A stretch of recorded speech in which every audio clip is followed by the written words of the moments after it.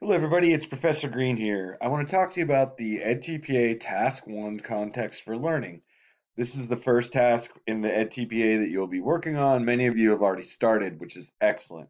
But I wanted to come to you to give you just kind of a breakdown of things to think about and tips and tricks that I've learned along the way. And also, I'm going to share a resource with you called the Past TPA, like past, the word past, and TPA, Past Ed TPA. And it's an online resource by an instructor named David Denton that I've found very useful and kind of borrowed some ideas from there to share with you because I think they were excellent.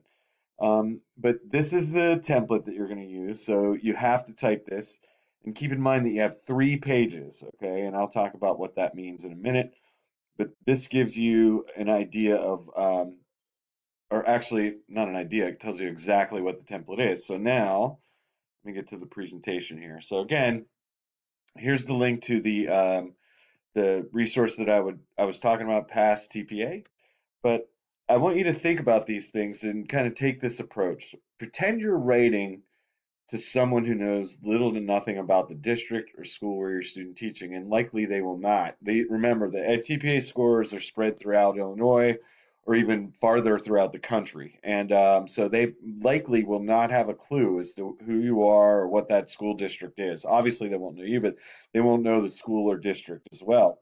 So you want to pretend almost like you're writing to a child in terms of how specific you are and thorough you are, clear and concise. Always write, always write in complete sentences. Never write in fragments. That is a no-no. Okay. Be thorough. Don't add fluff like just to fill in space. The suggestion is you have a 3 page limit and know that they will not read past 3 pages. So make those 3 pages count. I'm not saying you have to fill the entire 3 pages, but in general, my opinion is in any test where they tell you you have a page limit or you have 5 pages, three in this case 3 pages to fill. Use as much as you can when and make it count. Make sure that it is all good information. Okay, and that for this particular exercise, the context for learning, there shouldn't be a problem with that. And keep in mind, for the edTPA, you're not graded on writing quality, meaning they're not going to grade you on spelling and grammar, but I can assure you that if the more time you pay attention to that and kind of make sure that you're writing to the best of your ability, it's going to make you sound better. It's going to really resonate with your score in a way that gives you the best advantage possible. And along with not being graded on quality of writing, you're also not graded on APA. But you do have to cite, so just do your best to cite and keep track of your references as you're writing, and we move on for your commentaries and that sort of thing. In this case, for the context for learning, your resources may be the district website or the school website. Okay, but be as clear, concise, and thorough as possible. No fragments. And remember that finally, that the goal of the context for learning is for you to paint a picture of the community, district, school, and students you'll be working with. The scores want to know that you have an idea of who they are, who the learners are, what's going on in the community, and that sort of thing, and that you're going to be able to plan according to their specific needs. All right. So what I've done is take a snapshot, if you see here, of each of the sections and then just provided some think about, some tips. So the section 1 is the school where you're teaching, and you'll see that on the template. So again, go to the district site or the school site to find out information about the school, demographic information. Start with general information, then get into specifics. For example, there are 1,000 students in grades K to 5 at elementary X. Over 70% of the population receives free and reduced lunch. And then go from there and dig down deeper into the classroom where you're going to be teaching. And always think how you can provide specific examples and the possible implications. So, to take it even further, you could go say that the school is 70% free and reduced lunch. You could find dig up some specific examples, or the possible implications of that could mean that the community is, there is at a low socioeconomic status, and get into it that way. So you're going to try and tie that and paint that picture for your reader so they are, again, they probably do not know your community where you're teaching, so you're painting the entire picture of the community, district, and school. And the scorer wants to know how if you have a good handle on the students you'll work with and can plan effectively, meaning lessons based on their specific needs. Okay. The next section is continued, where you describe any district or school requirements that have an effect on your teaching. Um, so this one, I've had students in the past falter by saying no, there are not, and then leave it blank. That's simply not the case.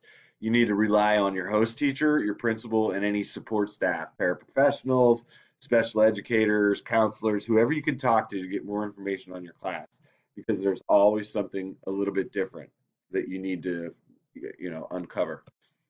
Okay.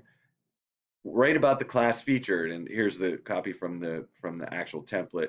So scores are looking for if you're aware, if edTPA students are aware how to best serve the students you're working with, and then you're not putting your opinion in there. You're saying this is the best way to serve these students based on some of the research that you've done throughout your program, some of the books you've read. You're going to want to add those there. Um, Use edTPA vocabulary whenever appropriate and possible. For example, modifications, words like modifications, support, learning objectives, or target. Those are all good things that they're looking for. There's always buzzwords, and those are the buzzwords that the scorers are looking for. And there's also a glossary in your edTPA handbook at the very end. Any of those words that you can use, great. Okay. Um, and then this section, tell about the students in the class featured. Okay. So um, this one is all about kind of like ask yourself, did I show in my writing that I know my students?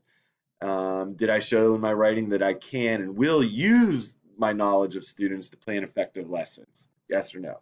And if not, you got to be honest with yourself here. If not, revise your work. If so, awesome, move forward because there's a lot more to do. All right. And again, if any of this is unclear or doesn't make sense, and we're going to talk quite a bit, let me know, and I'm happy to help. Okay, the table at the end of the context for learning, and what I mean by that, let me flip back to it real quick. The table is what I'm talking about here is this section. Okay, this is important. And again, I see a lot of students say, no, there are no special supports. Well, that's simply not true. Every class, it's not just learning disabilities or learning challenges, it's also are there students who are gifted and talented with special abilities? Challenges could be difficulty reading, difficulty with math. I would stick to academic issues here. That's my advice. And you get that information from your teacher. They should be happy to share that. If there are no students, if there's a student with an IEP or 504 goals, obviously put those in there.